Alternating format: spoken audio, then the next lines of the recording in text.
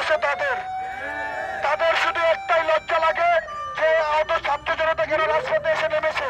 তারা একবারের জন্য জিজ্ঞাসা করলো না যে আপনারা এই 5 মাস যাবৎ কি পেয়েছেন, কি নিয়েছেন, কি দিয়েছেন, কি খেয়েছেন।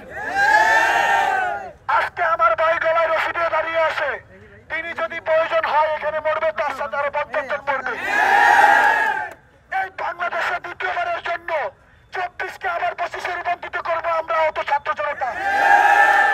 তারা গদিতে এখনো বসে আছে, যে জানোয়ার হায়নারা হাতের চোখের পায়ের বিনিময়ে আজকে গদিতে আছে।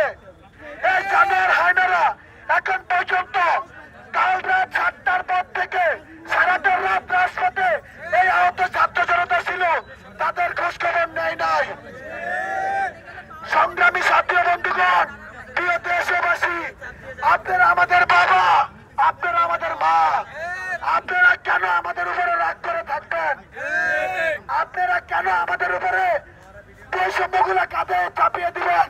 যে বৈষম্যের জন্য আমরা রাজপথে নেমেছিলাম, সেই বৈষম্যগুলো আজ আমার পায়ের গলায় রশি লেগেছে। সেই বৈষম্যের জন্য আমার মায়ের ছেলের গলায় আজ রশি লেগেছে। আজকে আমার বুক ভরা বেদনা, কেউ তো ভাগ নিতে আসে না। আজকে শুধু নিতে এসেছে ক্ষমতা লুবিরা ক্ষমতা, আর কমিটি লুবিরা কমিটি। আমি শুধু একটা কথাই বলতে চাই, আহত যদি হতো, আহতদেরকে যদি ভালোবাসতো এই জাতীয় জাতির মানুষ, এই রাষ্ট্রের মানুষ, তাহলে আজকে আহতদের রাজপথে আসতে প্রয়োজন হতো না। ফ্যাসিস্ট হাসিনা স্বৈরাচার শেষ চলে যাওয়াতে আমার মনে হয় এদেশের বাঙালি খুশি হয় নাই। তারা মনে হয় চাইতেছে যে এই ফ্যাসিস্ট হাসিনা আবার নতুন করে পুনর্বাসন করুক। না হলে আহত ছাত্র জনতা সাধারণ ট্রিটমেন্টের জন্য কেন এই রাষ্ট্রের রাজপথে এসে দাঁড়াবে? আমার ভাই কেন রশি দিয়ে আজ গলায় এখানে ঝুলে পড়তে আসছে? আমার ভাইয়ের কত কষ্ট, আমার কত জ্বালা যন্ত্রণা, এটা একবারও কি কেউ দেখতে চেয়েছিল?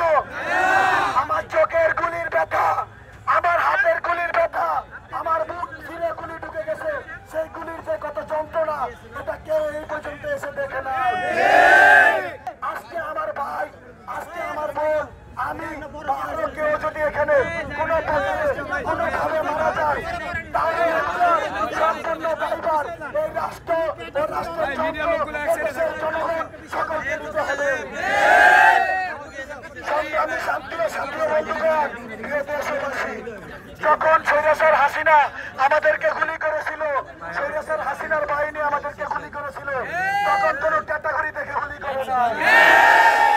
তখন গুলি করেছিল এলোপাতারি, সেই গুলি লেগেছে চোখে, সেই গুলি লেগেছে বুকে, সেই গুলি লেগেছে পায়ে, সেই গুলি লেগেছে হাতে। আজকে আমাদের আহত ভাইদেরকে ক্যাটাগরির মধ্য দিয়ে ফ্যাসিস্ট হাসিনার মতো একটা বাদ করার চিন্তাধারা তারা মাথায় নিয়েছে। ইতিমধ্যে এটার আমরা তীব্র নিন্দা ও প্রতিবাদ জানাই। আমরা আপনাদের কাছে কিছুই চাই না, আমরা চাই পুরনো রেল লাইনে কাঠ পড়ে থাকে রাষ্ট্রীয় সম্পদ, সেই রাষ্ট্রীয় সম্পদ হিসেবে আমাদেরকে পূর্ণ করতে হবে, সেই রাষ্ট্রীয় সম্পদ হিসেবে আমাদেরকে পরিপূর্ণ দিতে হবে, স্বীকৃতি দিতে হবে।